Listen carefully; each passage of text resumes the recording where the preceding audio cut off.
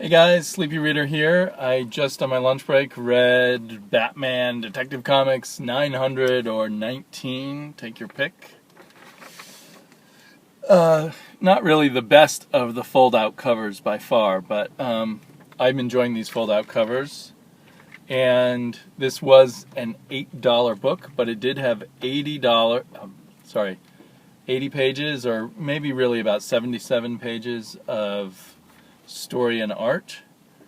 And I have read all but the Bane story. There's a Bane story in here by James Tinyman and artist Mikhail Janin, which is interesting.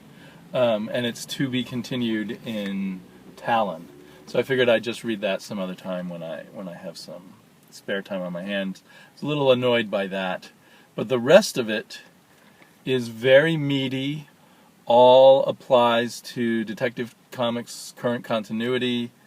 We have the main 22-page story drawn by Jason Fabok, which is brilliantly executed, I felt. It's amazing that Fabok does the pencils and inks every month on, I think, 22 pages of story. So much more than a lot of other artists seem able to do.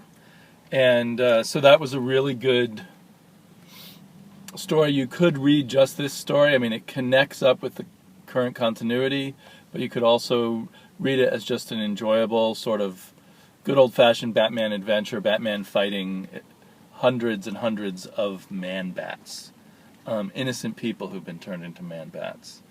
And then we get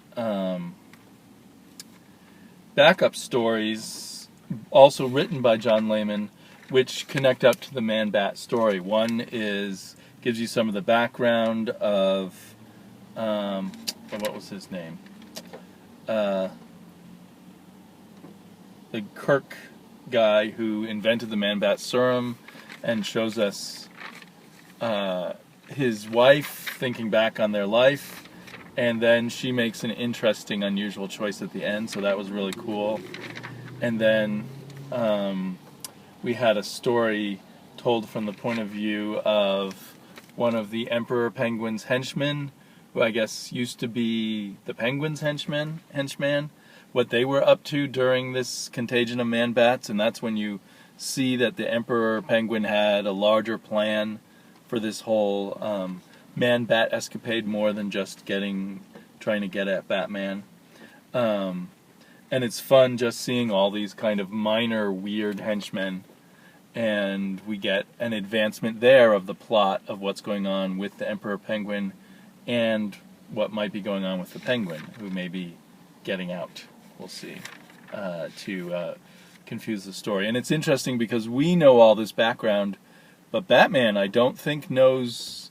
I think he just, in this issue, learns the name Emperor Penguin. So we know a lot more than Batman knows at this point.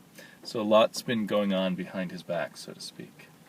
And then we get another really interesting story drawn by an artist that I'm not familiar with, Jason Masters, which tells the story from the point of view of one of the people who gets turned into a man-bat, and it's a policeman who was one of the first people to arrive on the scene, and it gives us some inside look on the police point of view of Batman and of several other things, and I think establishes characters who will play a further role.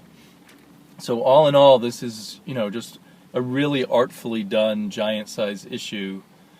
I'm turning to Detective Comics now, and it's been very reliable since John Layman came on, as kind of my traditional gritty and fun Batman book. I mean, so it's funny to say it's fun because it is still very gritty and fairly violent, but it's just got that more old-fashioned Batman fights bad guys and solves crimes kind of feel to it, and I'm really enjoying it.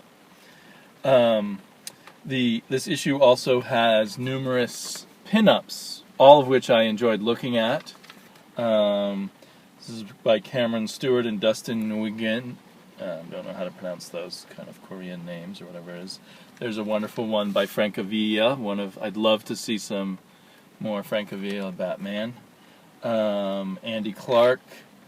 Andy Clark does an excellent job on one of these backup stories. I like his art more and more. Hope to see him do some full-blown Batman sometime soon. Let's see where...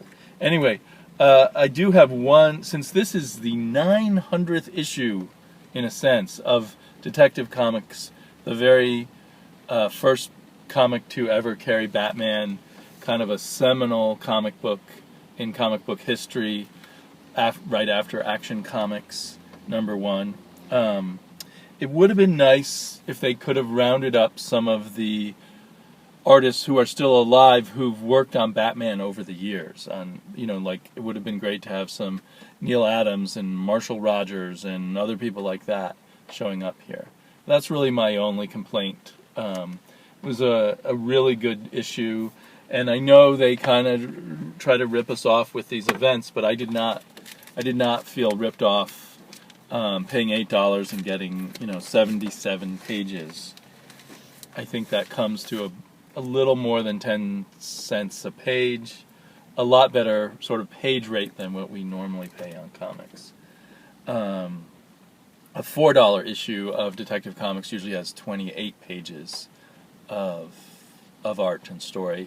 So if it had just had 56 pages, it would have been kind of a fair deal.